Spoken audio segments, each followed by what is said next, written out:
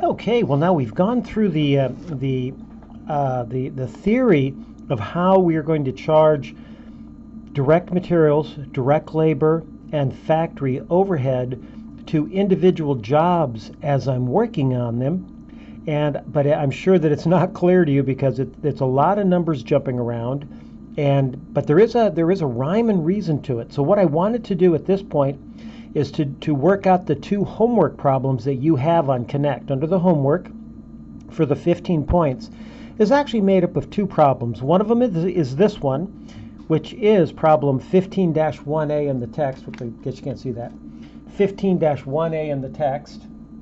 And your numbers are a little bit different. Of course, everybody's got, it's algorithmic for everybody, but they're a little bit different for everybody. But I just wanted to work it out. Now, looking at this, they've got the paragraph here, gosh, it tells us all kinds of numbers. And then it's got some jobs going here. Notice that there are 3 jobs going. And so initially, you may just think, oh, I'm looking at this problem and I don't even know where to start. Where do I start? Well, the key to this problem and to this chapter and to this course is trying to figure out a way to organize the material so you can see it, so you can work with it. It's all in the organization. So what I'm going to do is I'm going to organize this, what they're giving us right here. We're going to organize it so we can actually see better the flows of the costs from all the way from raw materials all the way over to finished goods. So what I'm going to do is I'm going to start with just a blank piece of paper, and every manufacturing concern has, okay, I'm going to abbreviate. And in working out your problem, you may want to do this first, just so you get a handle on what it is we're talking about.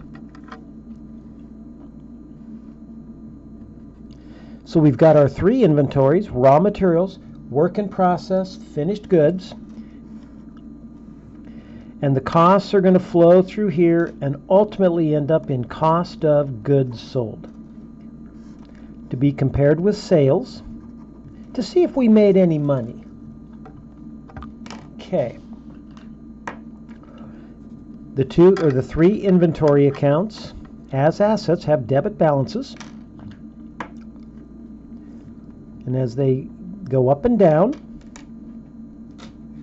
sales as a revenue account has a credit balance, and cost of goods sold as an expense account has a debit balance. So of course all these costs are going to be flowing through. We need an account for finished goods. Not finished goods. Factory overhead. Costs come in, and we will allocate them back out. Costs are accumulated in work in process. Direct materials, direct labor, factory overhead. There could be a beginning balance. So I'm going to put BI for beginning inventory. And in looking at the problem, I see that they've got 3 costs. So I'm going to need 3 job cost sheets. 1, 2, 3. The jobs were 306, 307, 308. So far, so good. I'm just working out a way of seeing it. So now I'm definitely, it's starting to become clearer to me. I don't work with these types of computations on a daily basis. This is more for a controller, for a manufacturing concern. I see the end result, and I'm fortunate that I know how they came up with the end result.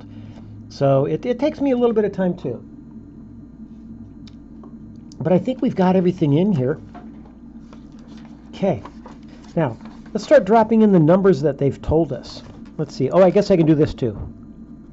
Direct material, direct labor, and factory overhead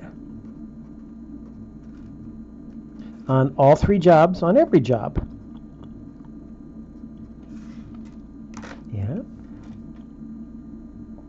Okay, let's drop in some numbers, and I'm going to maybe use a pencil just in case I make a mistake again. Because I do these problems cold. I don't have the solution right in front of me. I do them just cold because it's more fun that way for me too.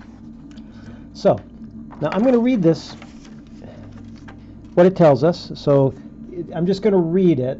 So it says, this company's March 31st inventory of raw materials is $80,000.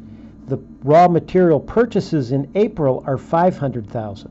Oh, so it tells me that we're starting on March 31st. So the inventory at the end of last month of raw materials was 80. So that's my beginning inventory. That's my beginning inventory for this month. Purchases of raw materials in April are 500,000. Okay. That's when we buy raw materials, we purchase it. Factory payroll cost in April is 363,000. So, okay, well, that's factory payroll. So I'm just going to put up here, just write down payroll for the factory was $363,000. That's what they told me. And factory payroll cost is $363,000. Now I don't know how much of that is direct labor and how much is indirect labor. We'll get to that. Overhead costs incurred. So these are the actual overhead costs incurred in April are indirect materials. Now remember, we put the actual overhead costs incurred into the factory overhead account. Now we're going to look at the journal entries when we get there, but for now, it just says that indirect materials were 50,000. Indirect labor was 23,000. Rent on the factory was 32,000. Utilities on the factory, 19,000. And factory equipment depreciation, which is a cost, 51,000. That's what they said. Overhead costs incurred in April. Indirect materials, indirect labor, factory rent, factory utilities, factory depreciation. The predetermined overhead rate is 50% of direct labor cost. So way back, even prior to January 1st, they said our factory overhead rate that we're going to charge to jobs is 50%. That's because way back in January, they said in the coming year, they're doing it right back here. In the coming year, from January to December, they've estimated their factory overhead to be a number, and they've estimated their direct labor to be a number. And when they divided the factory overhead by the labor, turned out that factory overhead, they think it's going to be 50% of what the direct labor cost is. And I don't know what the numbers were, but it could have been, maybe they thought overhead was going to be 200,000 and labor was going to be 400,000. Now they could have told me that, but they didn't make me compute it. They gave me this number. They said, we think that overhead in the coming year is going to amount to half of what our labor is. It's going to amount to 50% of my direct labor. So, well, thank goodness they just gave me the rate, 50%. Let me keep that in mind. The predetermined rate is 50%. Then it says job 306 is sold for $635,000. So I know that over here we're going to sell 306. Ultimately we're going to sell job number 306 for $635,000. We'll get there. And then it says the costs on the 3 jobs worked in April are as follows.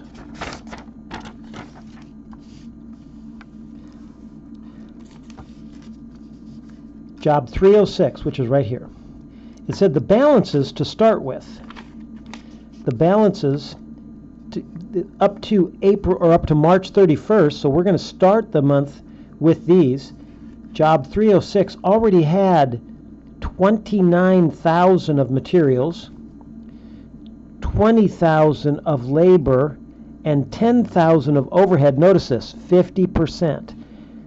For the prior month, this job is still being worked on, but last month they had put into the job 29,000 of materials, they had worked 20,000 of labor, and therefore they charged it 10,000, 50%. 50% of its labor in overhead for that month. Now we're going to continue working on this job this month. How about 307? Was it started last month? And the answer is yes. 307 had 35,000 of materials so far, 18,000 of labor, and guess how much factory overhead? If you're saying 50%, you're right, $9,000. And job 308 it wasn't in production we didn't do anything on it last month. It's a brand new job this month. So now that's everything they gave us. That's everything. That's everything. So, is that enough to determine what raw materials were used and the answer is yes, it is. Yes, it is. Oops, that's not everything. They did give us a little bit more here. They told us, well, first of all, before I drop these in,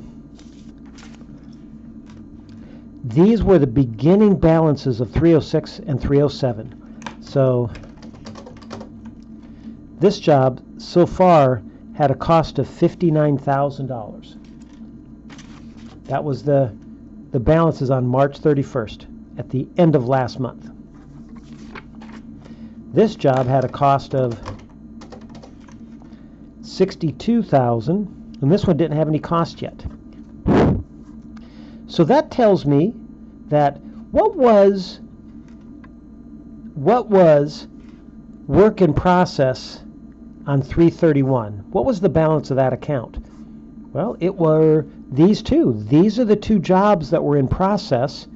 So they total up to $121,000. So when we finished off last month, let me do this. We had raw materials of $80,000, and that's what we're going to start April with. We had work in process, jobs that were in progress on March 31st that had costs of $121,000 so far. What jobs were they? 306 and 307. 306 had $59,000. 307 had $62,000. So that's these job cost sheets always have to add up to the control account. I don't know. I don't think there was any jobs in finished goods yet. It didn't say anything, so I'm going to assume there were no jobs on the shelf ready to sell. Now, what else did it tell us? It said that during April, the material requisition slips, which are those documents that are tracking when somebody who's working in the work in process, when somebody goes to raw materials and says, I need more materials for jobs that are being worked on, the requisition slips are the source document that tracks how much is being used. So, the raw materials that were added, now I'm going to switch to black so we can differentiate here. The direct materials that were actually used during April, we went and got $135,000 for job 306, $220,000 for job 307, and $100,000 for job 308. That's a total of $455,000 of direct materials that we went and got during April that got added to jobs. So we know that $455,000 came out or was added to jobs, and because we're adding it to the control account, we have to add it here. So each job of that 455, job 306, 135 was for that job. 220 was for job 307, and job 308 started with $100,000 in materials. Now, what else did it tell us? It told us labor. What was the direct labor that was incurred during April? And where do we get this information from? Time cards.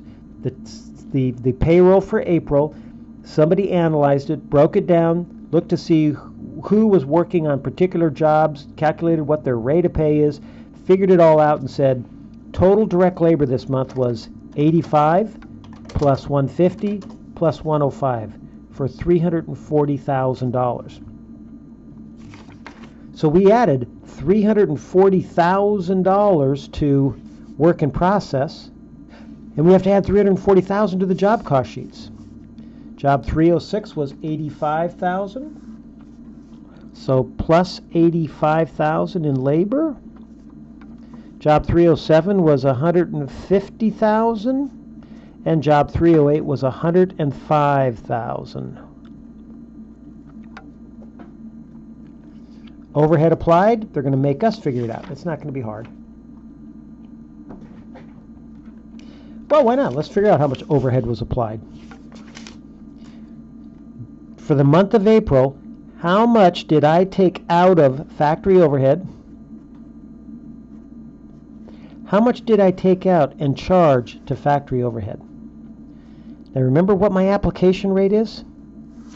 It is 50% of direct labor. What was direct labor? 340,000. So what is 50% of that? 170,000. So I actually charged jobs $170,000 of factory overhead because they had direct labor of 340. So I took 170,000 out of factory overhead, put it to work in process. Oh, we hit work in process. We added 170,000. We have to add 170,000. And it's not hard to do. 170,000.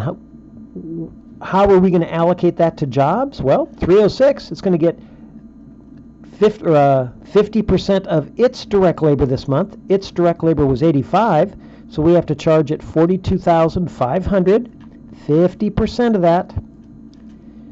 307, its direct labor was 150, so we have to add 75,000, 50% for the for factory overhead.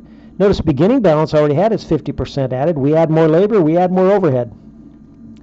Finally, factory overhead, 50% of its labor, which would be what, 52,500. And I'm just going to make sure these should add up to 170,000. And they do. Great.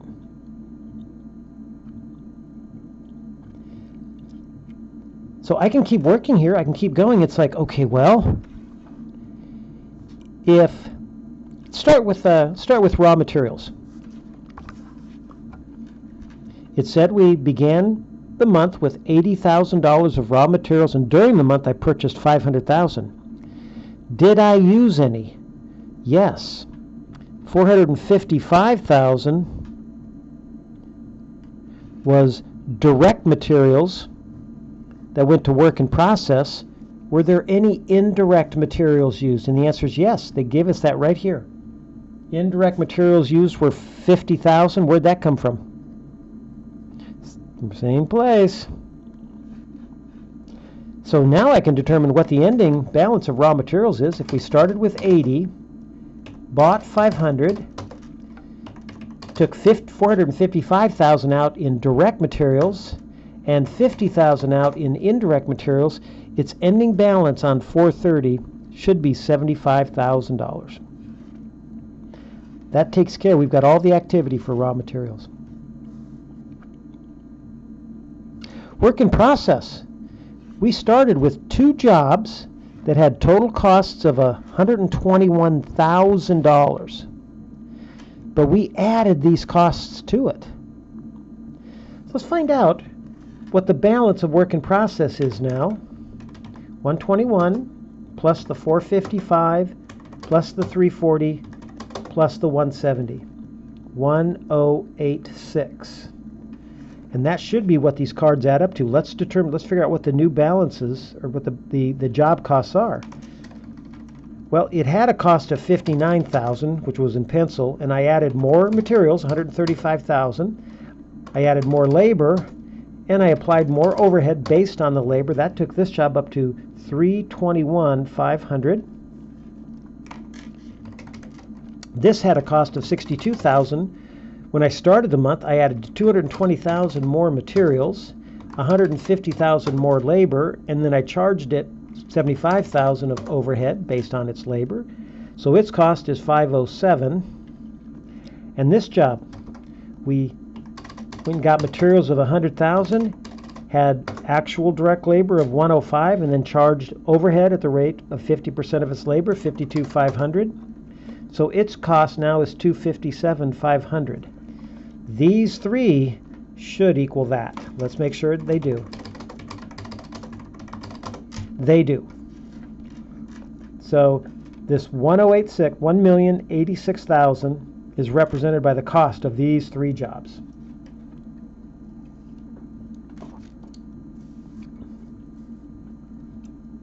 Okay. So we're looking pretty good here. Let's see. What does it want to know now? Okay, that's about all I can do for now based on the information they gave me. It does say 306, job 306 was sold. But I don't know, is 307, is it done? Did it get completed and transferred to finished goods? I'm not sure.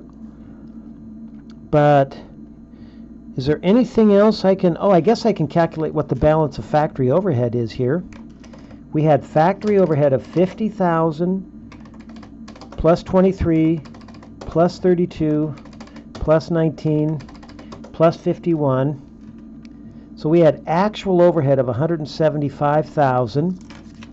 I applied to jobs $170,000, 50% of its labor. So it looks like we still have a debit balance of $5,000. Actual was $175, applied was $170, so we have a debit balance. Is that under or over applied? It is under applied. I didn't apply quite enough because I don't have perfect information, but it's close enough. Okay, so now, what does it want to know? I'm going to, because I can't quite get this all on one thing, so I'm going to actually read it. And here's what I'm reading. This is what the problem says, required. Required, it's got one, and then it wants us to prepare all these journal entries, and then prepare a schedule of cost of goods manufactured. So, that's what we're going to do, and then compute gross profit. Okay, well, and then the under and over applied, discuss how this, okay, good, we'll do it. Let's take these one at a time. So what I'm going to do is I'm going to read this to us, and then we'll figure out what the solution is. Here's what we're working with.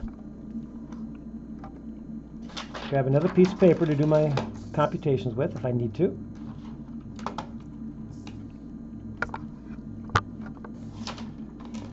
It says determine the total of each production cost incurred for April. Direct labor, direct materials, and applied overhead, and the total cost assigned to each job, including the balances from March 31st. So again, it wants to, I'll read that again, determine the total of each production cost, and the production costs are direct materials, direct labor, and factory overhead. Determine the total of each production cost incurred for April. There they are. There's direct materials, direct labor, and factory overhead. Those are the production costs incurred. And the total cost assigned to each job, including the beginning balance. Well, there they are, $321,500, $507, and $257,500. Those are the total costs assigned to each job, including the beginning cost this month. We just added to that cost. Okay, now, Problem 2 wants journal entries. It says, prepare journal entries for the month of April to record the following. They want us to prepare the journal entries to record the material purchases on credit. Where are the material purchases? Well, it's right here, and these are indicated by, A, B, C, D. So I'm going to kind of do the same thing. I'm just going to indicate here what they're talking about. Well, they want us to record, first of all, this thing right here. A, the material purchases. So what would the journal entry be? It's a debit to raw materials and a credit to accounts payable, because it does say material purchases on credit. So A would be, the journal entry would be debit raw materials, credit accounts payable. B, direct materials used in production. What's the entry to record the direct materials used in production? That's this thing right here. The direct materials actually used. We went to the raw materials, got the direct materials, and put them into production. So what would the entry be? Debit work in process for $455,000 and credit raw materials for $455,000. Simple as that. C, direct labor paid and assigned to work in process inventory. This thing right here. Direct labor paid and assigned to work in process. Well, to record the direct labor incurred, we would debit work in process for $340,000 and credit factory payroll payable. Factory payroll payable. Speaking of which, they told us that indirect labor was $23,000 and direct labor was $340,000. Wow, that's where they came up with this $363,000. I guess that makes sense. They told me that this was $340,000 and this was $23,000, so that worked, didn't it? They didn't even need to tell me that. Okay, so that's C, just recording the direct labor. D says, what's the entry to record indirect labor paid and assigned to factory overhead? That's this. D, indirect labor, that $23,000 paid and assigned to factory overhead. We would debit factory overhead and credit factory labor payable, factory wages payable, whatever the option is. Yeah. E, the entry to record overhead costs applied to work in process. That's this thing, E. Overhead costs applied to work in process. Well, we would debit work in process, credit factory overhead. Yeah, that's how we apply it. Debit, credit. F, actual overhead costs incurred, including indirect materials. F. Well, this is part of it. This is part of F.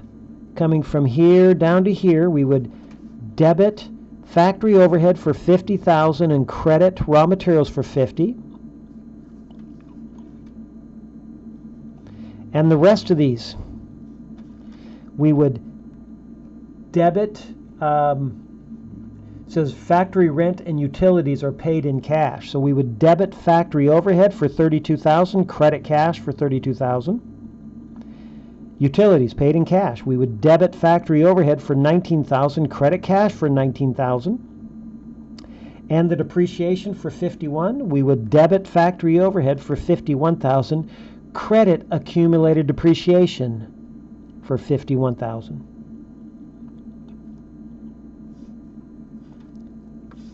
Yeah. So we've got, let me see, we've got all the raw materials. E, this is done. This is done. Excellent. Okay. G, what would the entry to transfer the cost of jobs 306 and 307 to finished goods? Oh, these guys are done. So I'm going to put just a little thing just to show that they are completed. And their total cost was $321,500 and $507,000. Total cost of these two jobs that were done is $828,500. That's cost of goods manufactured. Those jobs are done. Again, it's this and this. They want the entry to transfer the cost of 306 and 307 from work in process to finished goods. This is their question number G. So before we do that, where will that take work in process then? It'll drop it down to a balance of $1,086,000 minus the $828,500, drops it to a balance of $257,500. What does that represent? It's the job. It's the cost of the one job that's still in process. Right there. The one job that's still in process, and it'll be there. That's what we'll start with next month, and we'll probably add more materials, labor, and overhead before it's done. But anyway, so we know these two jobs are done. So finished goods now includes both 306 and 307. And so, of course, that is a debit to finished goods of $828,500 and a credit of work in process of $828,500. Now they want us to, on H, record the cost of goods sold for selling job number 306. Oh, what was the cost of 306? $321,500. That's been sold, so let's take $321,500, transfer it to cost of goods sold. That's H.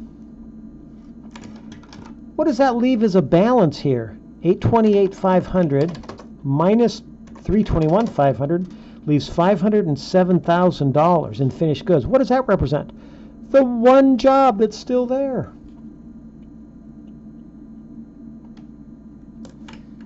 Then they want I, revenue from the sale of job 306. Record the revenue from the sale of this, and that's this guy right here, the sale.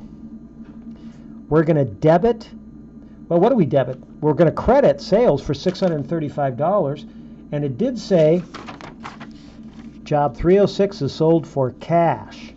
So we're going to debit cash for $635,000, credit sales for $635,000.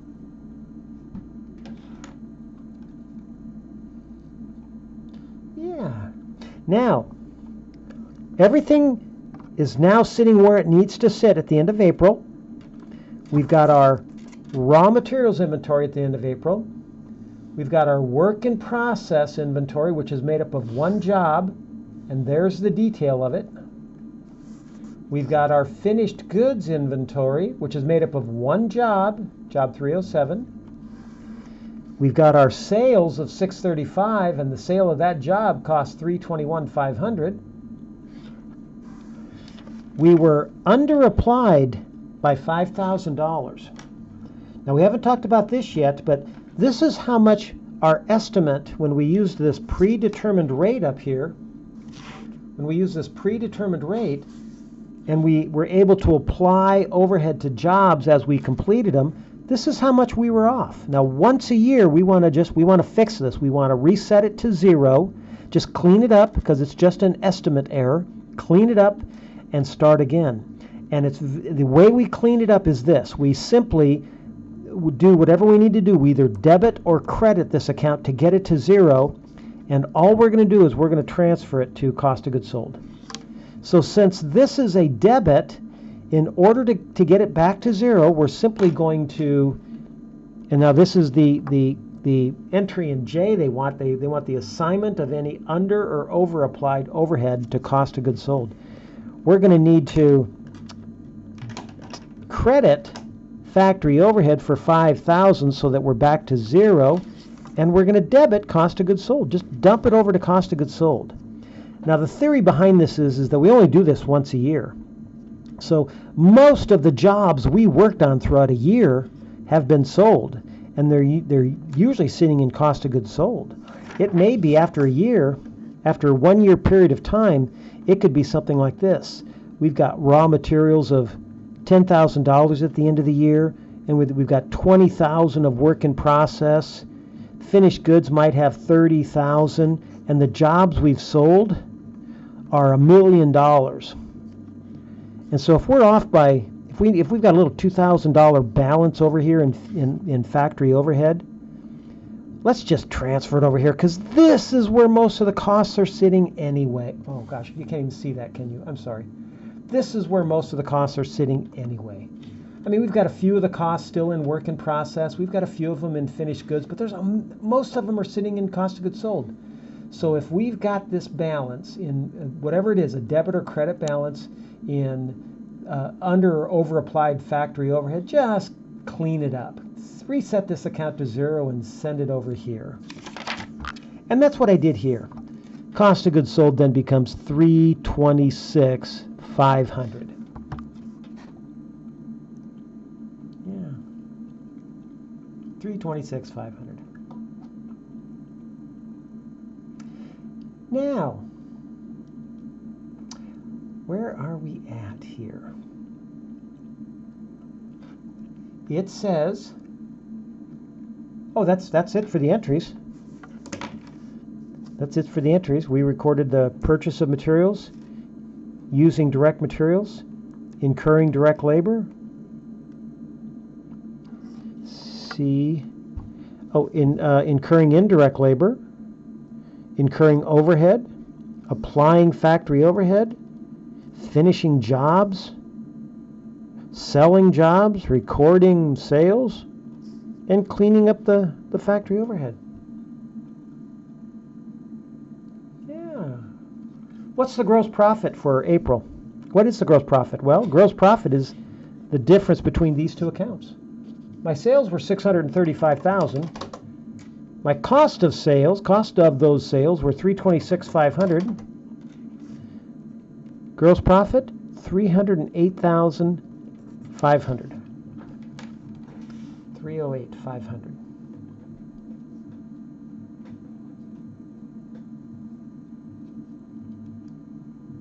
That's how this works. Like I said, a lot of numbers jumping around. I know, look at all these numbers. But if we can organize them, and don't be in a hurry to do it. If we can just organize them as they're flowing through, ultimately on its way to cost of goods sold, work in process is represented by job cost sheets. This is where the detail of the jobs are. When a job is finished, we transfer it out to finished goods, and that's where it'll sit until we sell it, at which point we transfer it to cost of goods sold. Yeah, there we go. Okay, I'm going to do another video for the next job, or for the next homework. That was one of the homework assignments, and there's 2 of them. So I'm going to stop this one here and do the next one.